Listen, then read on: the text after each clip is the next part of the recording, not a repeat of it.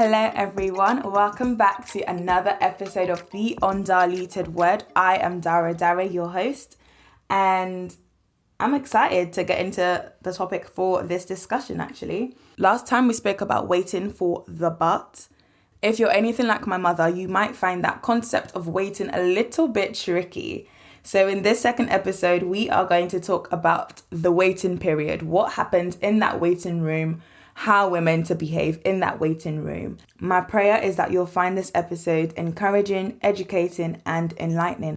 I'd encourage you to get a piece of paper or maybe just open up the notes app on your phone so that you can make some notes of the Bible verses that I share and some other key points as well. Let's get straight into it. In our society, waiting is such a foreign concept because we're just so used to getting things as of when we want it.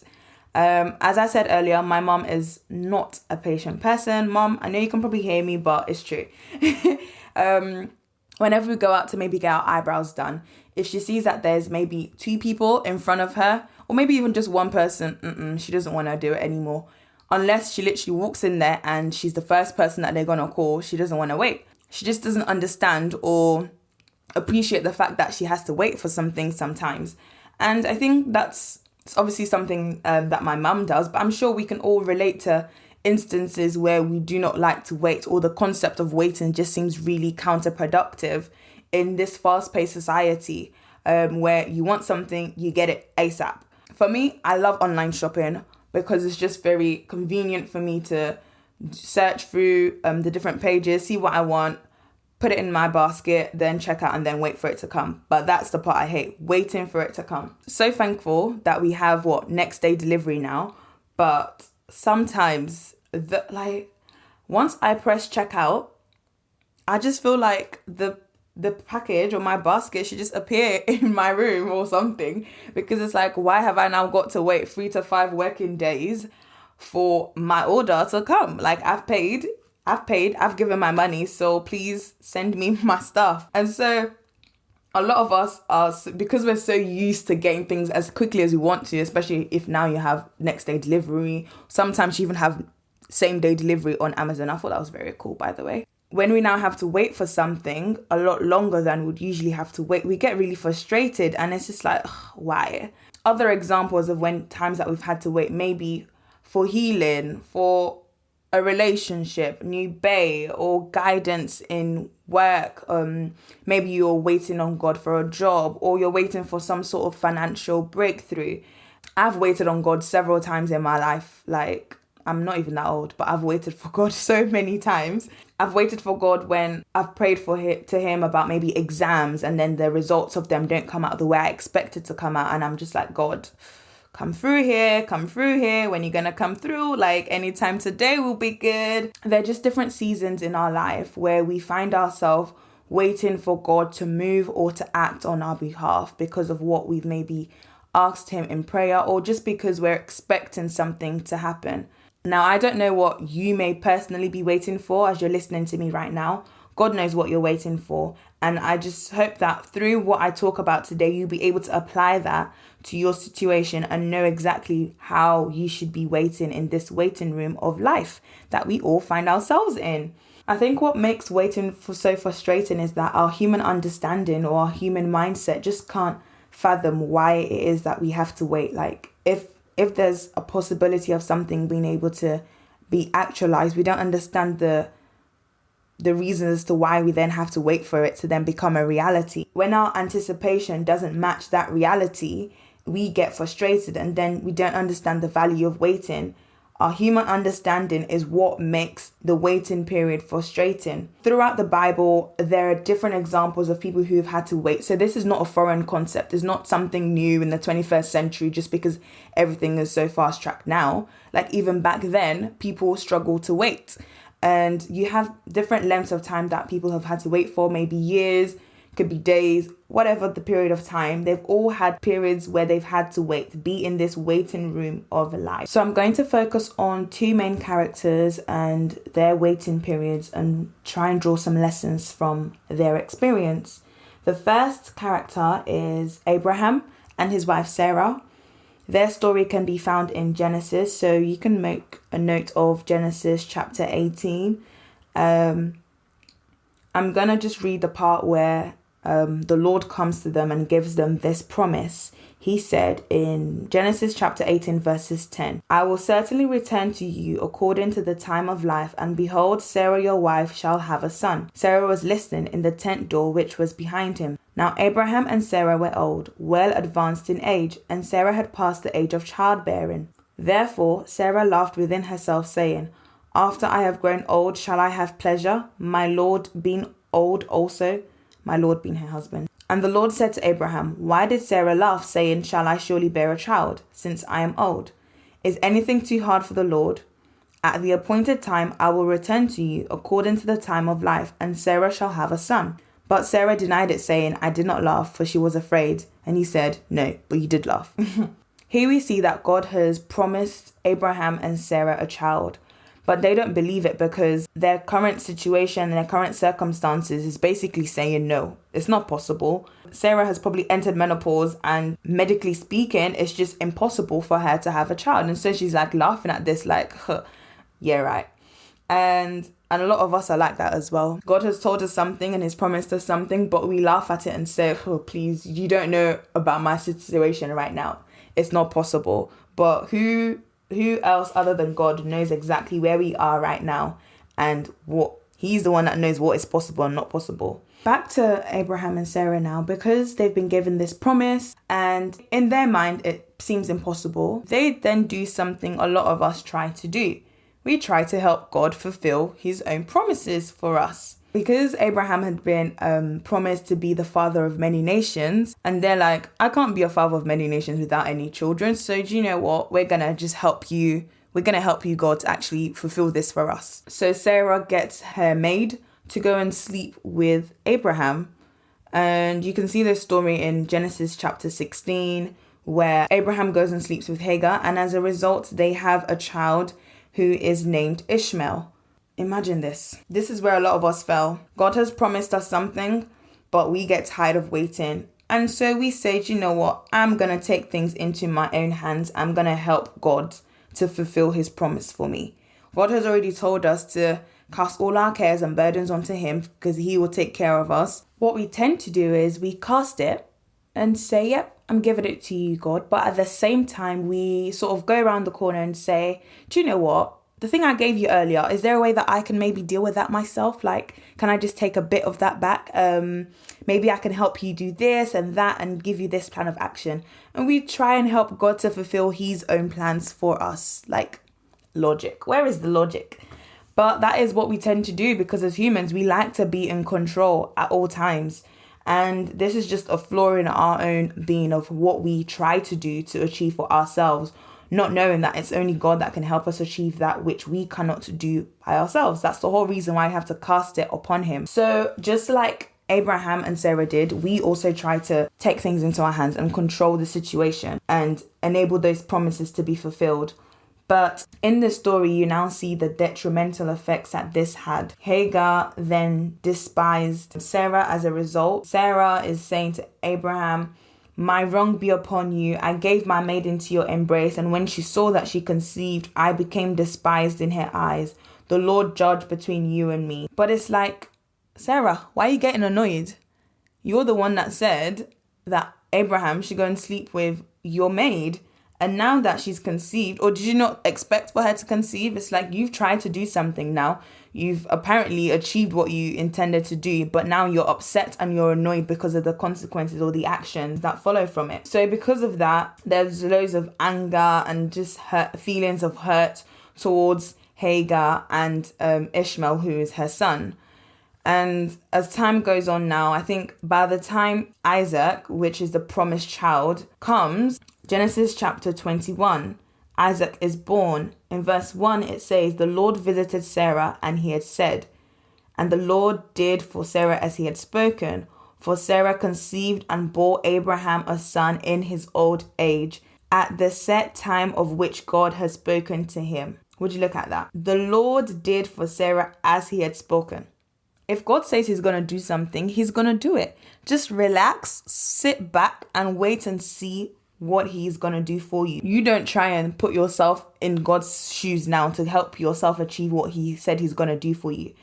And so there is beauty in waiting, because at the end of the day, God is going to come through on his word. He's not a man that he will lie and say, I'm going to do this, and just doesn't come around to do it. Because I guess that's why we get frustrated, because when people say they're going to do something and they don't do it, we start thinking, this waiting period is, I might as well forget about it because I don't think it's going to happen anymore. But God is not like that. So because of this extra child now, or like family that they have, there's a bit of tension in the household. And as a result, Sarah eventually kicks Hagar out of the house. And that's obviously a sad end to that story, because that shouldn't have had to be the case, in which Sarah is so outraged and now Ishmael and Hagar are being sent away. It just shows that when we try to put things into our own hands, they don't work out as well as they should work out. For example, when my mum has tried to maybe leave one queue to join another queue because she's impatient. We've done it one time when we moved to another queue and it wasn't actually moving. And so before you know it, we're now told to go and join another queue. And now people that were even behind us on the queue before have already gone ahead. And it's just like, if we had just waited, we would have just achieved that which we needed to achieve, instead of trying to put things into our own hands and then get what we wanted to get in terms of paying for the feed or whatever. So throughout this whole time with Abraham, God was trying to train Abraham's faith to believe in him. And then eventually the real test came along. I'm not going to go into that because that's another story entirely. But when the real test came, which was when he now had to sacrifice this one child that he'd been waiting for, God had sort of been using this period of waiting to test him. Do you really believe me when I say I will come through for you and on your behalf? So moving on swiftly, I want to put a thought into your mind. What is going on behind the scenes? Have you ever been in JD Sports and you tell the person, I want this trainers in a size 7, and then they go away, they disappear. They go to the stock room, and you are waiting for quite a while. You get frustrated with waiting. You're like, why is it taking so long? What are they doing in there? I've seen some videos on social media and it's like, oh, this is what the JD Sports staff are doing when they're waiting, when they go get your order. And it's like they're dancing or something. And it's like, why is it taking so long? And we're so eager to want to know what's going on behind the scenes that's taken so long for them to bring out what it is that you want. And that example can be related in real life as well. We pray to God, we're expecting something, and we're like, why is it taking so long? So this next story really encourages me in terms of waiting. It's in Daniel chapter 10, and you can read Daniel chapter 9 just to give you more of a background to it if you're going to read in your own time. So just a background. In the previous chapter, Daniel has prayed very hard to God. He wants clarity, help, and understanding. And it seems like nothing was happening. He's prayed, and now he's waiting. 21 days, waiting on God. This is the same Daniel that was in the lion's den.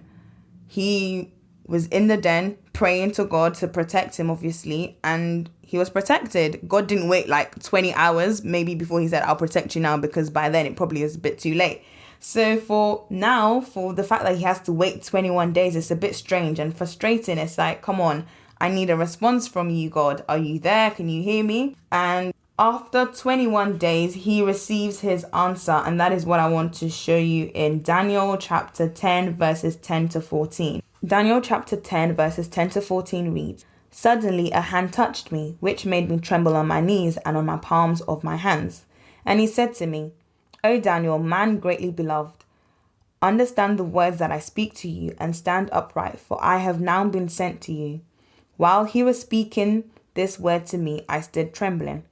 Then he said to me, Do not fear, Daniel, for from the first day that you set your heart to understand and to humble yourself before your God, your words were heard, and I have come because of your words. But the prince of the kingdom of Persia withstood me 21 days, and behold, Michael, one of the chief princes, came to help me, for I had been left alone there with the kings of Persia. Now I have come to make you understand what will happen to your people in the latter days, for the vision refers to many days yet to come. So here, you see something very interesting. You get an insight into what happens behind the scenes after we have maybe prayed to God and now we're waiting. The angel says that there are forces of darkness that are fighting on his behalf. Here we see that in the physical realm, it looks like nothing is happening. We're waiting and it's like, come on, when am I going to get that job? When am I going to get that relationship? When am I going to get my pass grade? When am I going to get this? When is God going to fulfill his plan for me? When am I going to get that new house? We're asking when. It looks like nothing is happening. But spiritually, there's a madness going on. Yeah, there's a whole madness going on. The forces of darkness are fighting. In Ephesians chapter 6, verse 12, we're told that we do not wrestle against flesh and blood, but against principalities, against powers, against the rulers of the darkness of this age, against spiritual hosts of wickedness in the heavenly places. So let me tell you, even when you're waiting and it looks like nothing is happening, there is a madness happening in the spiritual realm. Satan may delay the answer, but he cannot deny the answer. Satan may delay your answer, but he cannot deny God's promises for you. The waiting period is now used as a season for character development, and God makes use of it. God makes use of this waiting period as a character development season. In Isaiah chapter 40 verse 31 it says, "But those who wait on the Lord shall renew their strength. They shall mount up with wings like eagles. They shall run and not be weary. They shall walk and not faint." Wait on the Lord. The word wait is not meant to be a passive type of waiting when you're waiting maybe in the doctor's office, you're twiddling your thumbs, or maybe just on social media scrolling randomly and just being passive. No. When you wait on the Lord, strength comes to you, but he brings it to us as we seek him and as we rely on him. So that means this waiting period is not just a passive one, and it's not even the active type of period where you then start to try and do things for yourself. It's a period in which you learn to focus more on God, because that is where your strength will come from. The strength to be able to soar above everything, to be able to soar above your present circumstances and your present despair that you're in. It gives you the strength to move forward and then progress further in him.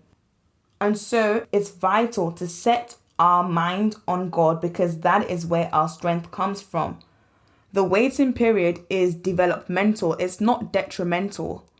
God is fighting on our behalf during this time. And as a result, he decides, you know what, I'm going to use this time to work on you, work on your character, because this is what's going to matter at the end of the day, who you are or who you become at the end of all that you go through. Because we need to remember, God is preparing me in the seasons of waiting.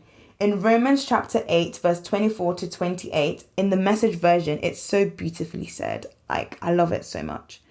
All around us, we observe a pregnant creation. The difficult times of pain throughout the world are simply birth pangs. But it's not only around us, it's within us. The Spirit of God is arousing us within. We're also feeling the birth pangs. These sterile and barren bodies of ours are yearning for full deliverance. That is why waiting does not diminish us, any more than waiting diminishes a pregnant mother.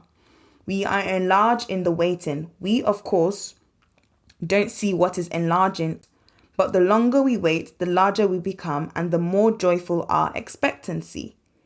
Meanwhile, the moment we get tired in the waiting, God's Spirit is right alongside, helping us along. If we don't know how or what to pray, it doesn't matter. He does our praying in and for us, making prayer out of our wordless sighs and our aching groans. He knows us far better than we know ourselves. He knows our pregnant condition and keeps us present before God. That's why we can be so sure that every detail in our lives of love for God is worked into something good. That is a powerful passage. Remember, God is preparing you. I really love all these analogies with pregnant ladies, because I just think it really illustrates the point. A pregnant lady is waiting for her child. She can see that something's going to happen because her belly's getting bigger and bigger and bigger and bigger. She doesn't know exactly what type of child will come out, but she knows that she's going to get something at the end of it. And so she's waiting. And as this text says, it says we are enlarged in the waiting. and it doesn't diminish you, you get larger. And as you get larger, you get more joyful of what is gonna happen. And so the longer we wait should not be something that makes us feel disheartened. It should be something that fills us with joy. That means God is really brewing up something special for us. Once again, I told you I love all these pregnant analogies, because the pregnant lady is now not going to say, nah, I want to see the baby right now at 2 months. That's premature. She waits the full 9 months because she knows at the end of it, the baby would have developed into a full-formed baby, and that is how the baby should be at the end of this period of waiting. She waits the whole 9 months because at the end of the 9 months, the baby will be formed into exactly who he or she is meant to be. All the fingers, body systems, everything would have been prepared. If there's a premature delivery, there will be associated problems and complications. And so during the waiting period, we should also know that if we prematurely try to get out of those seasons by maybe achieving what we want to achieve by ourselves with our own might, there may be associated issues with it, as we saw in the story of Abraham already. Remember, once again, you are not alone in this season of waiting. People have been before you waiting in terms of the Bible, and people are still waiting around you now today as well. Not everyone talks about their waiting period, but you then see at the end when they've been able to achieve that which they wanted, or they see the act and move of God. Remember that there is an unseen battle going on in the heavenly sphere. What do we do during this waiting period? A sermon by Rick Warren called Daring to Wait on God gave this acronym, WAIT. W, write down lessons. Write down the lessons that you are learning during this waiting period, because you don't want to have to now repeat those same lessons again because you didn't want to learn the first time. Second point, act. Act as though you've already received it, and this takes faith. You need to be expectant. Whilst the pregnant lady is expecting her baby, she might start making some preparations, getting a cot ready, a pram ready, maybe sorting out a little room for the child. She doesn't wait until the child comes and then starts to get all those things. You'll say she's an unprepared mother. And so in the same way, we've prayed or we're waiting for something, act like you are waiting for that thing. Don't just sit down and be twiddling your thumbs. Be prepared and be expectant for that thing that you're waiting for. Develop the skills that you need to be able to get that job or to be successful in that field that you're waiting to get into. Develop the skills or the personality or the character traits that will make you be a good wife or good girlfriend / boyfriend for your significant other. Are you preparing yourself to be the best that you can be now for that which you are waiting for? The third point, imitate habits that grow faith. Praying. Prayer is key. In the story with Daniel that I just said, prayer was what triggered the dispatch of the angel to intervene on his behalf. So we need to be praying. You can't just be expecting something and not pray. You need to be persistent in your prayer. Being persistent doesn't mean that God is deaf or he wants to be difficult. It's because that is necessary for our training. In James chapter 1 verses 2-4, it says, "Count it all joy when you fall into various trials, knowing that the testing of your faith produces patience. But let patience have its perfect work, that you may be perfect and complete, lacking nothing." Patience is key if we want to be perfect and complete, i.e. go through the full training that you need to go through. Go through the developmental stages during that waiting season. Other habits that you want to imitate that grow your faith will be believing, Bible study, maybe small group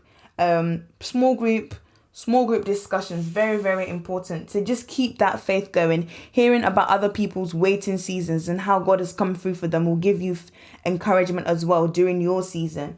And then the last point that was spoken about is trust God instead of panicking. Sometimes you think you're waiting on God, but instead he is waiting for you to cast your cares onto him fully, period. Cast it onto him and he will then take care of you. Don't be panicking. Trust him. Hold on to all the promises that he's given to you with regards to your situation. The Bible has numerous promises that you can just hold on to during the season of waiting. And those are things that will make sure that you place your trust in the right thing and you're able to actually focus on God. And when you focus on God and what he can do, You don't worry about what you can't do. You don't worry about your own limitations. You don't worry about the things that make what you're waiting for seem impossible. You only worry about God and you think about Him, because through Him, all things are possible. He is the provider of our desires. And so you're not waiting for the grade or the boyfriend, the girlfriend, the job, the baby. You're waiting for God to provide, hoping that He answers your prayers and gives solution to your problem. So keep your focus on Him. His promises are yes and amen. So He will certainly come through and act on your behalf, especially for those who wait on Him. When you focus on your lack, your heart becomes filled with so much dread and frustration, and you are in despair. But when you focus on what God can do, your heart will be filled with so much joy. And I've gone through so much that I've been able to say, look, God, you came through for me in this way. And I know that because of that, you'll continue to come through for me. And that gives me hope whenever I'm in a waiting season, because I know that through the testing of my faith, I'm being developed into a better person, a person that will be able to trust God no matter what. Even in the simplest and smallest things, He will always come through. And so the undiluted word for this episode is that you should keep your focus on God and what He can do. When you cast your cares on God, cast it onto Him fully. The waiting time is developmental and not detrimental. That's key. Think about the waiting room as the training season. What are you doing whilst you're in the waiting room? I want you to think about that. My prayer is that during the waiting seasons of life, whilst we're in the waiting room, I pray that we're able to develop the skills that we need to develop and truly trust that God is in control. And know that time is a trainer that teaches us to wait upon God and trust Him in the dark. I pray that we will not be discouraged by what is going on around us. We'll always place our hope in God, because He will always come through on His word, and He's not a man that will lie. I pray that God will develop us so that our training will be effective and complete. Thank you once again for listening to me on the Undiluted Word podcast. I hope that you have found this episode encouraging in whatever season that you may be in right now, and enlightening as well, to show you what happens in the waiting seasons of life. I have a song by Travis Green that I think you should listen to. It's called While I'm Waiting, and I think it just summarizes all that I've spoken about during this episode, and I hope that you'll find it encouraging as I also find it encouraging. Don't forget to check out the Undiluted Word _ on Instagram and keep in touch through there. If there are any comments that you like to make about what you've heard or questions that you have, feel free to send a DM on there as well, and I'll get back to you as soon as possible. Till you hear from me again in 2 weeks' time. Bye bye.